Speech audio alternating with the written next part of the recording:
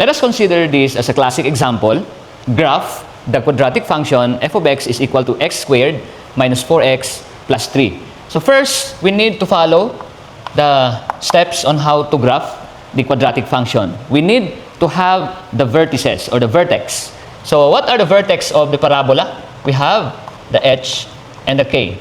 Pero ang problema, paano natin malalaman ang vertex? There is a formula for this. The formula for h is negative b over 2a, and k has also its formula 4ac minus b squared all over 4a. So malalaman natin ang value ng vertex kapag na-solve na natin itong dalawa. Now, bakit meron tayong mga ABC dito? This a, b, and c is referring to the given as a is the first coefficient 1, b is the second coefficient negative 4, and c is the third coefficient or the constant term as 3. So we just need to substitute this ABC into this formula. Let's begin with the h.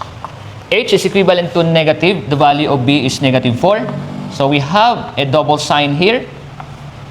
We have a is 1. So itong formula na ito na negative sign should be written as negative also. Pero yung negative 4 na yan, sinulat natin ulit kasi given siya. Magkaiba ang given doon sa formula. So we need to have two signs. Then, h will be, this becomes positive 4, and we have 2, and our final answer for that is positive 2. So this is our initial answer for the vertex, the value of x or h. How about k? K is equivalent to 4 multiplied to a will be 1.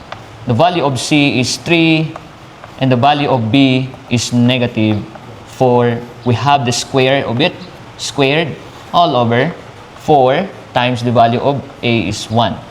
So kagaya ng sinabi ko ng parati sa klase, that this formula, all letters becomes numbers. So kapag number na yung lahat, pwede mo na siyang i-simplify. So we need to multiply this. 4 times 1 times 3 is 12. And we have minus here. Remember that this minus and a negative should not be simplified first. We need to simplify first the squared.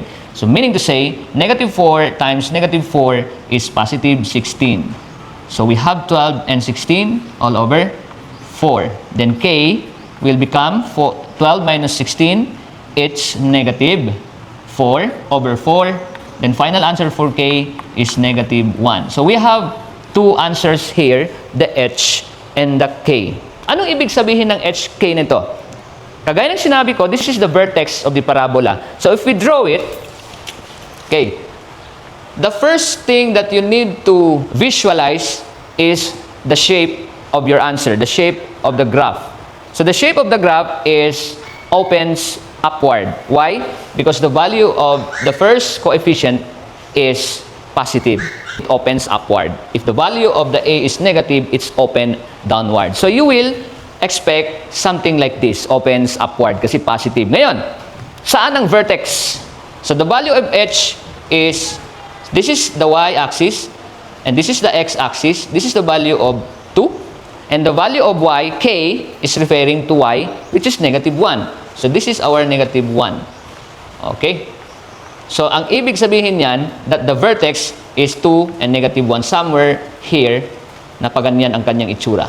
So hindi ka pa nag-solve sa table of ordered pair, meron ka ng visualization that the vertex is here, it corresponds to as h and negative 1 as k. Ganyan ang pag-determine ng isang graph ng quadratic functions.